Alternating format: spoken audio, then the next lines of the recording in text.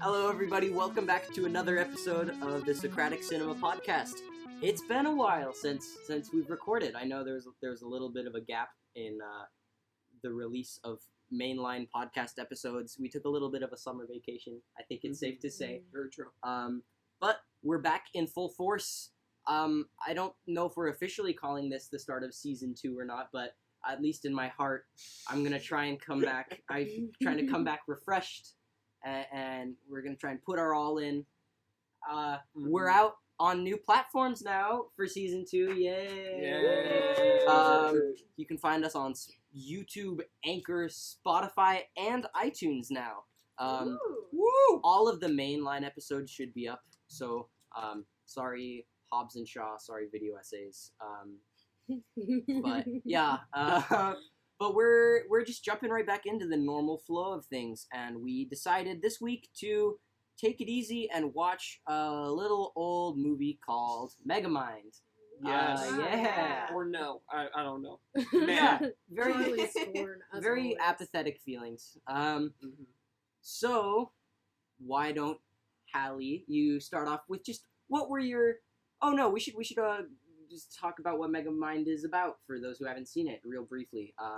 Charlie, you want to run us through the plot? Yeah, so Megamind, a movie that I watched 3 hours ago, it's a pretty mediocre film, but the plot of it goes something like this. It's sort of a spoof on a lot of superhero films, and we start off with Megamind, sort of this Superman-ish opening where his planet's being destroyed and his parents send him off to hopefully survive, but on the way he sees this other Superman-type character by the name of Metro Man, and they both land on the planet Earth, but from the very beginning it's clear that Megamind is meant, in air quotes, to be the villain, and Metro Man is meant to be the good guy, because Metro Man crashes into this mansion and everyone loves him, while Megamind goes to a prison. And these two locations are where they grow up, they learn everything, their worldviews are informed by their settings. They even go to school together at one point, but Metro Man, everyone likes him, he's an incredibly kind and charming individual, while Megamind feels like an outcast, and he has this incredible intellect, but he doesn't know how to show it to the world. So this rivalry continues until they're adults, when Megamind, in one final battle with Metro Man, defeats him. And this is a shocker to everyone, because this is the main battle of the movie. It's what it opens up on after a little bit of pre-roll. But basically, this is the defining event in the entire film. What happens after this is Megamind learns to be a good guy after falling in love with this girl named Roxanne. And he, because he doesn't feel like he has a goal in life, decides to create this hero for him to fight named Titan. But in the process of fighting Titan, he realizes that he is the hero and that he is meant to save everyone. And in the end, he does. That was beautiful. That was quite That a was scene. very Solid. poetic. Wow. Very nice. All right, let's just dive in. Hallie, how did you feel about the movie? Wow. When I heard we were doing Megamind, I just got nostalgia instantly. There's just scenes in this movie that you just like remember or like imprinted on your life. Like Megamind going to school. But I think that kind of charm is the only thing that got me through this movie. It was a fun movie to watch, but it was delicately put together. I think. Delicately. Just trying to find nice words. I'm trying to find nice words here. The animation, given the time it was made, was well. If you didn't like the movie, tell us that. The movie was bearable. Bearable. I enjoy the charm of it, and I think that's why I like the movie so much, because I see certain faces in certain places, and I'm like, oh yes, I remember as a child looking at this and being like, wow, this is crazy. But looking back on it now, I think it's a good movie. Yeah, it's a very movie. passable. It's passable. Yeah. You look back on it and I was just trying to find all those moments that captivated me as a child. Megamind is most certainly a film about two extremes, one of evil and one of good, and how to translate between the two. But I found myself on neither extreme, and in fact, I was incredibly blasé towards the movie. It really didn't grab me in any way. I laughed at a couple of moments. Mostly the visual gags are pretty funny in the movie, as opposed to the writing. I didn't think that the writing was that horribly funny, and Will Ferrell sort of does his Will Ferrell thing. And I love Will Ferrell, but it gets sort of old after a while, where he does the funny joke where he mispronounces a word and pretends like he hasn't seen a window, even though there were windows in his school when he was growing up, or Megamind school. It's like,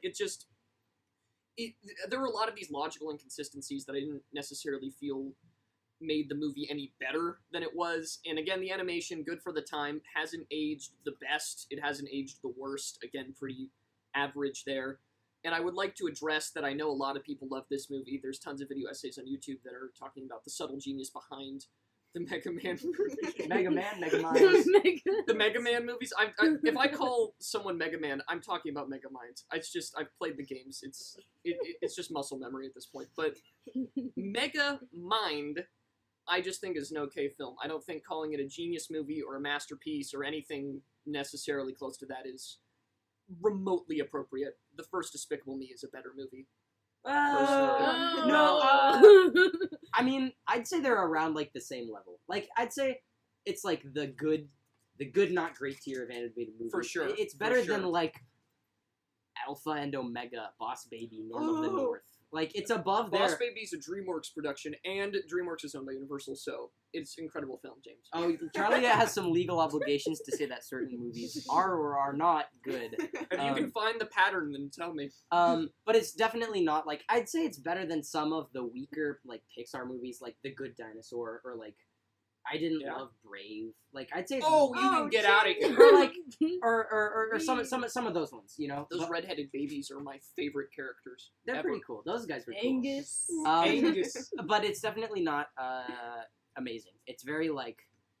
I would recommend it for family movie night, you know? Mm-hmm.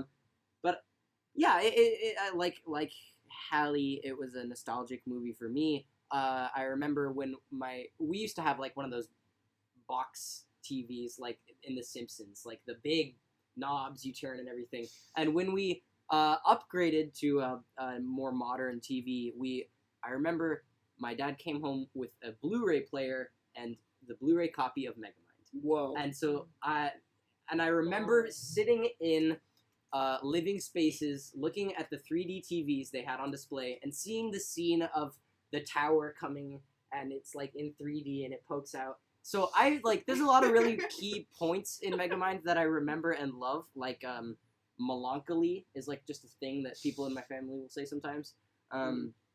Just because it's just one of those movies that like can stick with you, I guess, for a while. Like it's got that charm.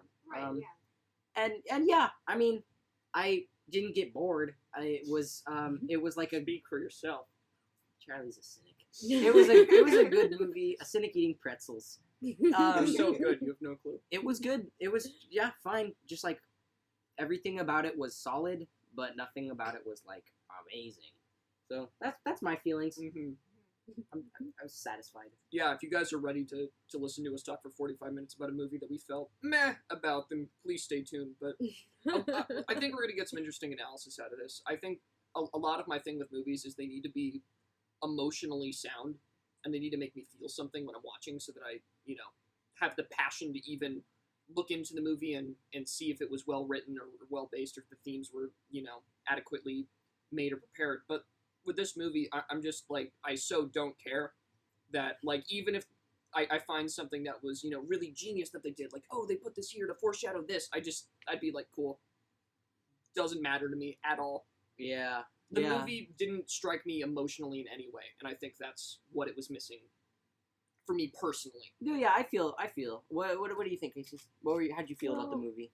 Excuse me. To play devil's advocate, I really liked the movie. Now you know how I felt after watching Spider-Man 2. No, that's not the same thing. That is an arguably bad movie. This is Objectively bad is what she was trying to say. Yeah. It is a bad movie. You guys Yeah, are very brave for saying that on the internet. You guys are very brave. Well, no one Anyways. watched our Spider-Man debate. So Yeah. Go all right, yeah, go ahead. But I remember, maybe it's the nostalgia that's like fogging my brain, but I remember like watching it and seeing all the little like tidbits, like how detailed all the like scientific stuff with the watch is within like the first 20 minutes, and how like they really did a good job of being like, in case you didn't know from this guy's giant cranium, that he's like actually really smart. And I feel like I don't know, I'm like a sucker for like explaining villains, I guess, like giving them Mm. like the meaningful like backstory. And so just Megamind's just getting bullied left and right because he's blue, and like Because he's not blue? because he's Is this blue. whole film a racial Blue allegory? Lives Matter? Oh, Question Oh, mark? oh, Whoa. There we go. Whoa. Hot takes on the Socratic Cinema channel. and it's just like it's pretty interesting. So once we get into like the analysis of that, like I'd love to like go into how they say like a lot of they actually had what was it? I wrote it down. There's like this one random quote, like Megamind gets really deep at random moments, and it's like, why that didn't? This was for children. Like for one, I wrote down it was like even fate has favorites. I was like, okay, you don't need to go there, but okay, it's fine. I can imagine a British actor saying that on some sort of stage while looking longingly off into the distance. Like Benedict, like Even fate has its Benedict favorites. Yeah. Yeah, Benedict Yeah. Cumberbatch or something like that. Like a documentary narrator. I love you, Benny. That's Cumber. like Yeah. what they say in the documentary Penguins. after like one of the baby turtles dies, but the other one. Yes. It's like you a know. David Attenborough thing right there. Yes, Green Blue Earth. Ocean. I love that you guys just chose 2 nature nouns and then 2 color adjectives, and Yeah. it just worked out. Yes. Yeah, it was a really just kind of an enjoyable movie. I thought all the performances from the actors were really solid. I think all of them felt alive and very animated with their voice. I thought Will Ferrell knocked it out of the park, honestly. I think he did a really good job. Metro Man, Brad Pitt did a good job of sounding like a jerk. Yeah. Right. A He had that frat like, boy at yeah, heart. exactly. He they were all very much like very like very animated, I think. Yeah. Yes. And the character design, it definitely suffers from the weird like early 2010s Yes. just absolutely bonkers characters designs. Like Large Bernard, eyes. yes, Bernard, Roxanne, and they don't look like humans. They look No. it's like How? Ugh. you remember Monsters versus Aliens? Yes. Yes, Oh tell my me God. what. That's exactly what I thought of. It looks very Wow. much like that movie. Oh, On our next yeah. podcast. Monsters. Let's talk about all the so-so anime. I will die before we do that. I'm not letting that happen.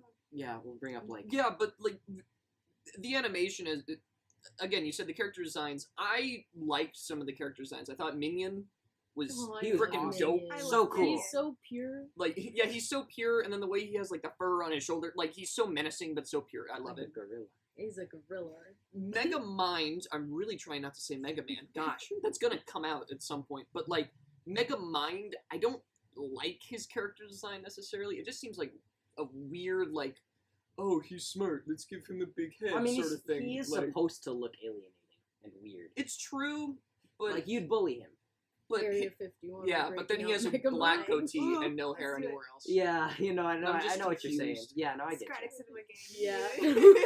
Yeah. Metro Man was designed really well. I think they sort of they like distilled the essence of what the sort of charismatic Superman-esque hero is meant to be, and I love how they lampoon it with his name's Metro Man, like something super generic like Yeah. that. And well, yeah, like Metropolis, Superman, like it. Atrocity. Yeah, Metrocity. Oh my gosh, I wanted to stab him for doing that, but Metrocity. yes, in Metrocity, Metro Man is the main hero. I liked how they lampoon things like that, but I wouldn't call it like a parody of the superhero genre necessarily, or anything like that. I've heard some people say that, like, this is a educated analysis of what villain and superhero movies really mean. I'm just like, no, it's not. It's a film made for kids. They're very clever with their visuals when it matters, though. Mm-hmm. Oh, that's true. Like, there was this one part where they were inside the Metro Man Museum, and there was this DNA, and then they had Megamind talking about his identity and things like that. Like, they add these little clues that they didn't necessarily need to do. They do it anyway. And that's why the visual humor in the movie is so fun, and I like it. Yeah, contrary to a lot of in the ocean of animated movies, a lot of the humor to me is just, aside from like Pixar's normally pretty good about avoiding like annoying, gross humor. But like, I mean, there are so many movies with things that just make, like, you could see how they'd be funny to like little children who are the target audience, but Yeah. to anyone else, it's just like so annoying. Yeah, this movie isn't Shrek. No, it's not Shrek, and it's not Minions. Post Despicable Me 1 Minions, that is. It's very like, it's funny without. I did laugh at some of the jokes. I think it was a funny movie. And none of the humor annoyed me. Like, none of the running gags made me angry. Which I can see how they would get annoying to some people, but just like I think it's a mix of nostalgia and like I can appreciate that the humor was a little bit more not mature, but like it was a little bit almost mature in a way. Like there were some jokes that kids definitely would not understand.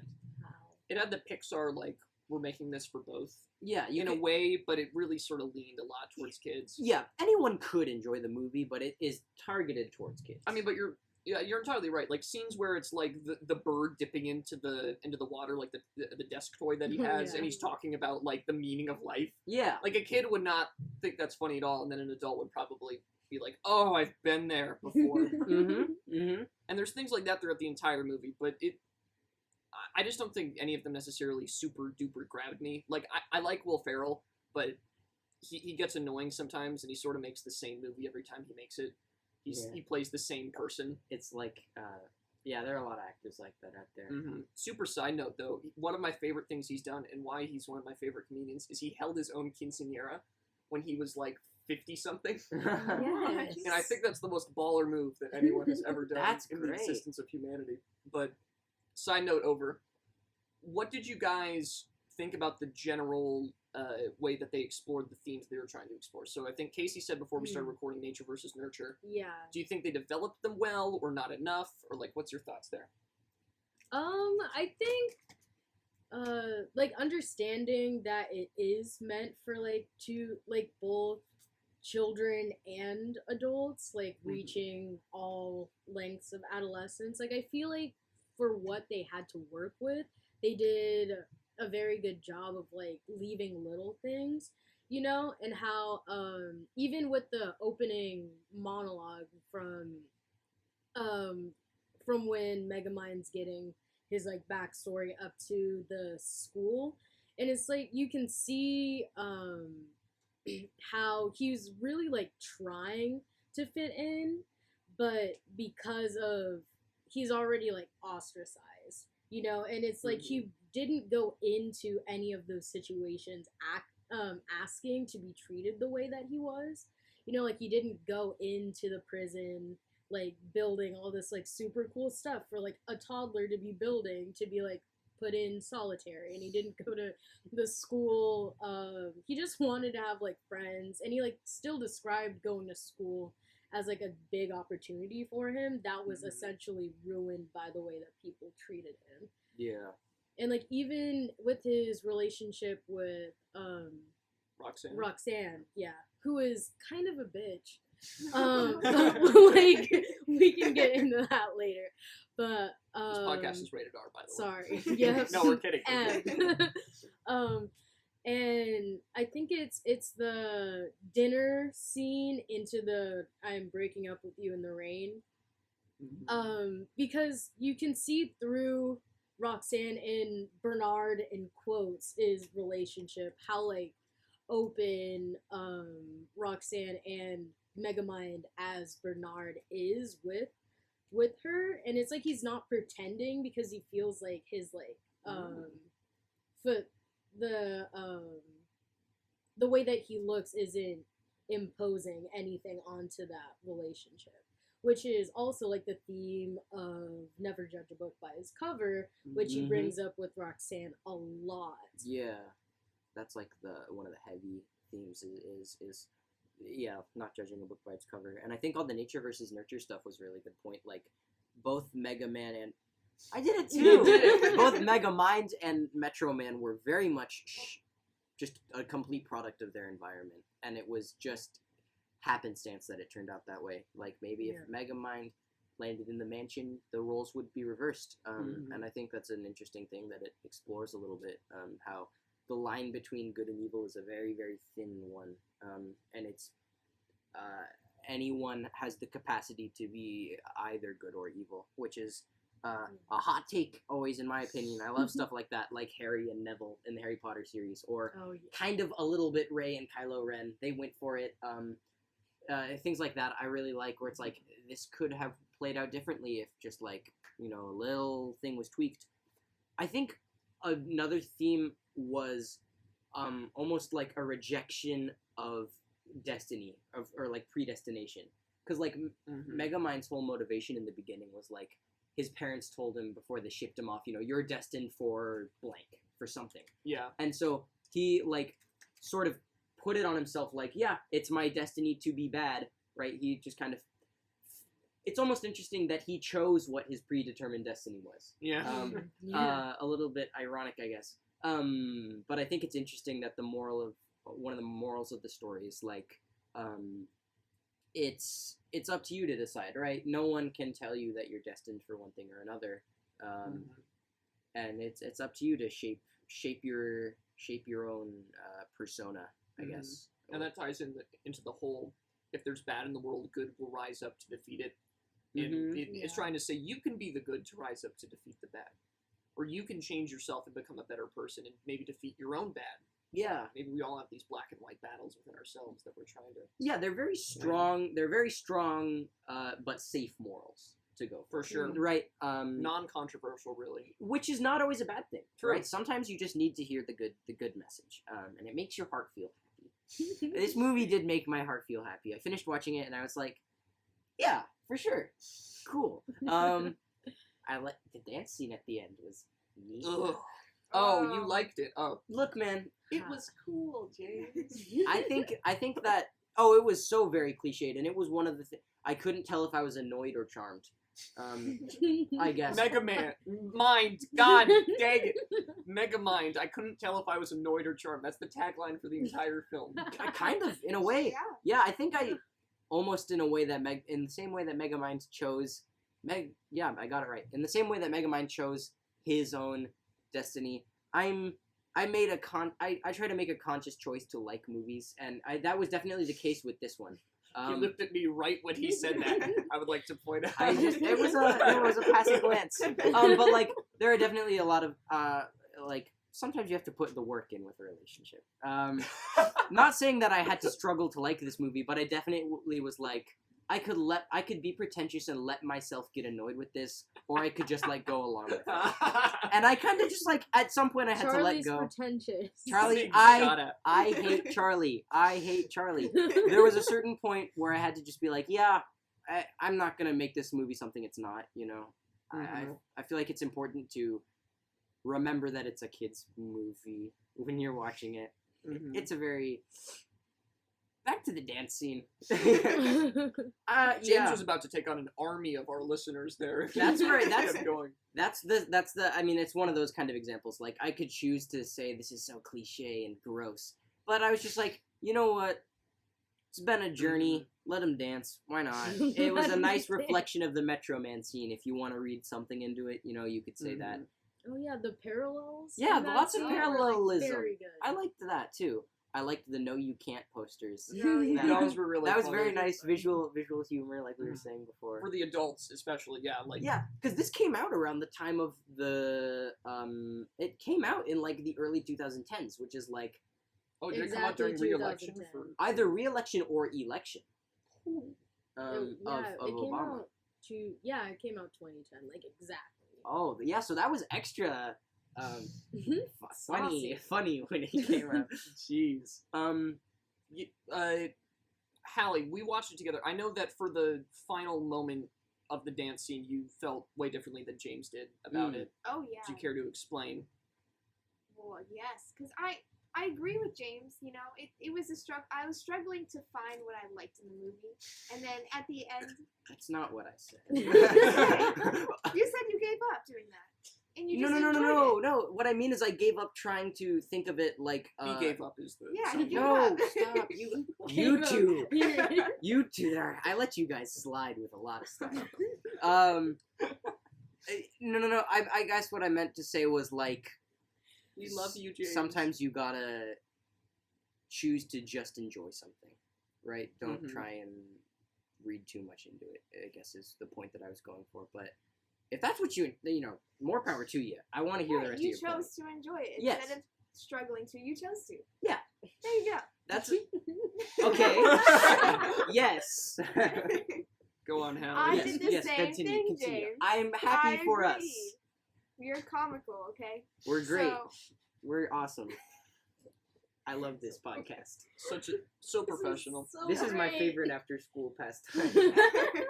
Okay, Hallie, go on. oh, so the last scene, I remember feeling like they just reused a lot of the same kind of toned music, which is something interesting for you, James, too, because they used, I think, that Hell song about 3 times in the movie. The For hell this- song. Oh, the Hell song. Yeah. Wait, we Highway just got Down. demonetized right there. Yeah. Is that even possible Again, on Spotify? Charlie. This is Um, the I second felt time. like I was seeing a recycled scene almost. Yeah, no, I get you. They found like 3 or 4 songs that they liked. and All were hard like, rock. Yeah. These ones. Yeah, because they each cost like hundreds of thousands of dollars. I Oh, thought the yeah. Welcome to the Jungle part was cool. Like I forgot it. he's like you are a villain, but you're not super. And then the guitar part for Welcome to the Jungle starts, and then he's like, what's the difference? And it's presentation. Like, that was glowing cool. I saw head. it, was really and I was cool. like, The dude, this is final awesome. Like, model was good. stuff like that is really cool. Good on you. I like the brain bots. I feel like those Yeah. would make a great McDonald's Happy Meal toy. They did. They did. They sure did. McDonald's did. didn't sponsor us. Um, And then the only reason I brought up Despicable Me earlier, I would like to say, and this is sort of working off your point, is that the brain bots were compared a lot to the Minions. Both of the movies came out at similar times, but a lot of Oh, people yeah. liked Despicable Me more yeah, than Megamind. But now it's sort of switching.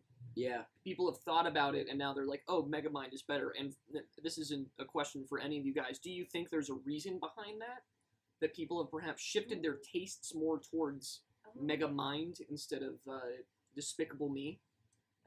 I would think personally that like Despicable Me was a lot more like in your face about stuff that could have been subtle. Mm-hmm. You know, like the like it was very much like a heartfelt movie. You know, where it's like he's a villain, but he's doing all these for his 3 daughters that he loves very much. And Yeah. it's like very like aww, like it gives like that like reaction versus like Despicable Me where it's not as where like the stakes don't seem as high or as like involved. It's like he just wants a girl and to be accepted. How dare he? Yeah. And I guess like since Megamind was more subtle at the time and having like kids really don't pick up on subtlety and they didn't really have like the more like in your face charm that Despicable Me did. Mm-hmm. You know, where Yeah. Despicable Me is like we have the minions that we can like shove down your throat for how many years has it been? How But many for a years? lot of It's years. been a good couple years, though. It's been a good couple years. And Despicable Me was just very marketable. You know, Yeah. like it had Yeah. marketable feelings, it had marketable characters, and yeah, the animation was good too. Maybe somewhere in a parallel universe, though, we will have seen Megamind, Megamind 2, Megamind 3, and the Brainbots movie. Ooh. That that might just be a world I want to live in. That'd be a mediocre world. It would be a very so-so yet overall pretty good world. So the same as this world. Yep. Yeah. Oh, I snap. get. We're getting like worldview time. This is just Socratic now. Yeah. No cinema. I think the relationship and the contrasts between my favorite things, foils, Metro Man and Megamind. I really liked the difference between them, even just as people. One of the biggest things that stuck out to me was like Megamind loves routine. He finally got what he thought he wanted in beating Metro Man, but his kind of world was given no meaning as a result. He had no obligations or responsibilities anymore. It linked back. I was watching a Jordan Peterson video about what the meaning of life was, and he said that the meaning of life is responsibility. Like your life, That's a Jordan Peterson thing to say. yeah, like your life is useless and nothing. But as soon as you pick up a load, like a responsibility, something, you have something to do, at least. Like, something to hold you accountable. I butchered that. It was a really nice message at the end of the day. But it's sort of Megamind's predicament is like his responsibility is gone, so he really has nothing to do with his life. Mhm.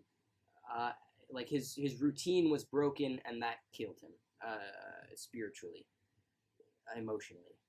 Whereas Metro Man was tired of the same old, and wanted to get out and break the monotony of his life. Whereas Mega Man, ladies and gentlemen, whereas Megamind thrived in monotony and routine. That was just something that I thought was kind of interesting. Metro Man wants to escape responsibility, but Megamind withers without it. This is true. Yeah, no, and they talk about it in the film. I think Megamind says something to the effect of "What's the hunter without the hunted?" Yeah. Right. It was like, or in Will Ferrell's thing, it was like the bullfighter without the bull, or whatever dumb comparison he made. But I mean, you're totally right. They're definitely foils of one another, but I don't think that Metro Man is that strong of a character to successfully be a memorable foil to Megamind. Yeah, they could have done more with him. His intro, though, is probably one of my favorite intro scenes for animated characters, because it really sort of cemented in a nutshell what Metro Man was as a person. Yeah. Like this guy who's going to juggle babies and smile while he does it because everybody loves him and he knows that, nothing he could do could change that, right? Mm-hmm. He's got the, combed hair. One of his superpowers is that he looks good all the time or whatever. He's got the sparkling teeth. Like, he knows who he is. And as you said, he's tired of it, and he wants to change from it. And you can see that in the intro scene as well, where, like, he's lost all respect for the people that love him, so much so where he's juggling small children. I think it's also interesting that they don't shy away from letting you know that he's shallow and probably a little bit of a jerk. Yeah. They do a good job of, like, he's the charming guy who you don't want to be friends with. For sure. He's Brad Pitt. No, but I love Brad Pitt. I haven't seen that much Brad Pitt stuff. I really need to. Quentin Tarantino, you watch him. Brad Pitt's fantastic in those movies. All right. Once Upon a Time in Hollywood came out. I still need to see that. Yeah, tell us if you want to do or if you want us to do an episode on that, because I'm more than down. R-rated episode for sure. But do we just start swearing and shooting people as well? If that's what it calls for. You know what they call a quarter pounder with cheese in France? Now that is a reference for... They call it Megamind. It's all right. So what have we got more to talk about? How? How Disgusting. Oh, he's ooh. That's one of the things I like about this movie. The one thing is the development on that villain right there. He's such a hateable You villain. hate him from every standpoint, And everything. Everyone knows a Hal. He's the perfect nice guy incel. Like, he's That's good. disgusting. Gosh. But he's a very real person. Like, there are so many Hals out there in the world, and I think it's interesting that, like, and almost it's very applicable to society. It does a good job of saying, like, this kind of behavior is bad. He's like gross. Don't be Hal, because there are a lot of Hals out there, and they need to hear that. But yeah, very good. I think it was a very good thing to make the nice guy character like Hal the villain, because that's something that you don't see very much. Which I thought was cool. I like I think Titan was a good villain. He also couldn't spell it correctly. That was I really liked that. His name is Tighten. I think that was funny. I'm a big fan of that. It's the visual humor like that. Like he's spelling Titanville, and it's like, oh, that made me. I was like, oh, okay. Well, the other question is, why did he name himself that Titan? I don't think he knew. I think he's I don't know. I think he sincerely thought that was the whoa. I don't know. Whoa. You're the one that's thinking of all this stuff. I'm just saying. Listen, Titan. You made an interesting point about the incel thing. He's totally this guy who thinks he deserves women, which is like, oh my god, you've made me have an epiphany. Roxanne is a total rejection of the woman in distress trope. Except I don't think they pull it off. Because she is a woman in distress at some point. At the end of the movie, she is still. Oh, doesn't she smack Titan? No, she doesn't. She doesn't. She gets No, so she close. picked up a sign or something. I was It's ready like- for her to Aunt May Doc Ock. Because that happens in Yeah. Spider-Man 2. Oh my god. But the but worst movie ever made. I actually no. I sincerely think there's a good chance we didn't watch the same movie. Like at this point, or maybe like I think someone actually pointed out to me that it was a big disservice to ourselves and to the quality of the debate by not watching Spider-Man 1 before it. Mm-hmm. And I've been watching a lot of, I always watch Spider-Man videos in my spare time, and I was watching a lot of Spider-Man videos, and I definitely think that's true. Like it's like if we tried to talk about Empire Strikes Back without watching A New Hope, or having never seen A New Hope. I think what was also a disservice to our Spider-Man debate is that we had seen a better Spider-Man movie in the version that's of, very of interesting. Homecoming, Interesting take. and then we still decided to talk about the worst one. That's But a very interesting. that's just me personally. I try and bring quality and substance, and I try to stay real with you guys who listen. I try and keep it real with all my listeners. I try and be sincere. Oh, my listeners. With oh, my just listeners. yours. Our listeners, and keep it real about things that we did wrong in our show. I want to own up to things like that. Some of my co-hosts can't do that, and I'm sincerely sorry. I would like to not be included in this narrative. I will never forget you said that you liked it in your initial thoughts about Spider-Man 2. Yeah. You know, I'm just gonna hold on I to am that. excluded. You've been spared. Someday, the first shall be last, and the last shall be first. Are you saying that you're currently last, or what's the... You know, as far as the Either debate way, goes, it's- maybe it'll pull a Megamind and like actually it should have. Yeah. But No, it just maybe sucks. It's- soon, or a year, or in a few months, it'll be like, wow, Spider-Man 2. Well, And that's- finally, we can start saying that Spider-Man 2 is a mediocre film. we're in the just like Sam Megamind. we're in the Sam Raimi Renaissance, and you guys are still in the Middle Ages, Ooh, hardcore. Indoor and plumbing. you guys are gonna get plagued hard. We're gonna get plagued hard. High Tops Films and we're gonna go to town. Back to I feel like every episode we have an anecdote about Spider-Man again. Yeah, That's our watch it, please. curse. Please. Please watch Spider-Man 1 and then Spider-Man 2. If it's up to you if you Just want to watch. watch Homecoming. Up to you if you want to watch the third one. Watch it. Homecoming. Why don't you just watch Into the Spider-Verse? It's on Yeah. Netflix. Yeah, Yeah. honestly, We can all agree watch with that. any of the Spider-Man movies except for like the Amazing Spider-Man 2, and you'll probably be okay. Yeah. All that's of them very were true. okay. Darn Jamie Sure. Foxx. Rip Jamie Foxx. Rip Jamie Foxx. He didn't deserve that role. No, he didn't. He was so good in I just watched Baby Driver. He was really great in Wow, that. Baby Whoa, how did we get to Baby Driver? Whoa, that should just be a segment. How many movies can we talk about? We should do Megamind. segments on this show. Comment, let us know if you want to see, If anyone's still listening. if you want some recurring segments on this podcast. What 3 viewers have made their way to Yeah. this point? Yeah, we're in the middle. This is like And the- they're all us. We Yeah, they're all we us. could say whatever we want at this point in the show. No one will hear it. Yeah. I think it's good to get our minds off of Megamind, and then let's bring it back in. Mega now. Man, man. We've had a man. second to refresh. Back to Megamind. What can I say about this generic film? Except you're welcome.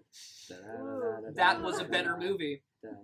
By far. Oh yeah, for sure. Moana's Yeah. better than Megamind. That's yeah. Megamind. Who haven't we talked about? We haven't talked about Roxanne Ritchie. You were going somewhere. She's the rejection of something.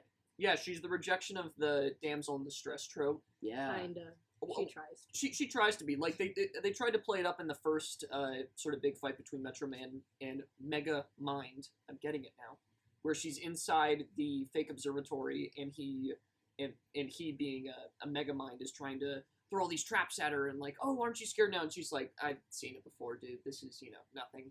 It doesn't matter to me. Yeah. But then she still says, Metro Man, please save me. I need help.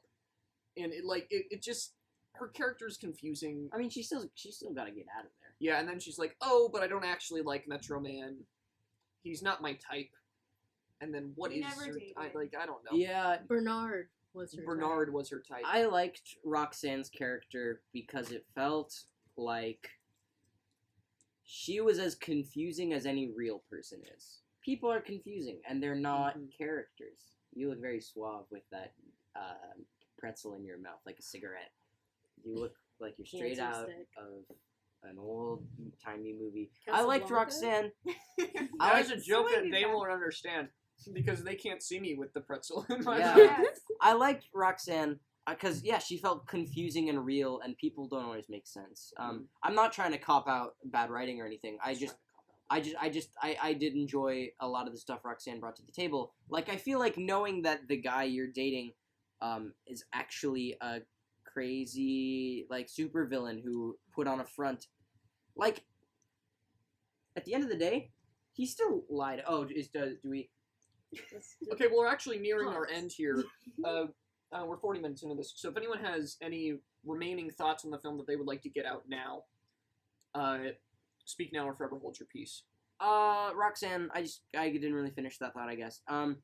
No, I feel like she had a lot of natural reactions that a human would have. Like, if someone turned out to be, if I was dating someone and they turned out to be a crazy, they were disguised the whole time and they were really a crazy supervillain, I would be very hurt and very upset, and reject them. Even though it was hypocritical, what she did was, like, hypocritical to the strongest degree. People are hypocritical sometimes. Mm-hmm. James is working some stuff out with that, with Yeah. that description Going he's through. venting. Going But, through. no, but, yeah, no, I think that sums up our feelings on Megamind, a sort of okay film, which Yeah. okay just really is the best word to describe it. Sort of does what it's trying to do, sort of doesn't. It's a movie. You should watch it if you're want, interested. yeah, family movie night, throw on Megamind. It's on Netflix, you know. Yeah. It's not you. I don't think you're gonna be disappointed. It's not a waste of time, you know. No, If you're gonna watch a movie, it might as well be Megamind as it is any other movie. that is a raving review. Yeah. Well, we're back from vacation, y'all. Thanks for sticking it out, and thanks for all the support you've given us in season 1, quote unquote. Yep. Find us on all our platforms. Follow on Instagram. Whether you're listening on whatever you're listening on, thanks. And we've been Socratic Cinema. Adios. Adios. Adios.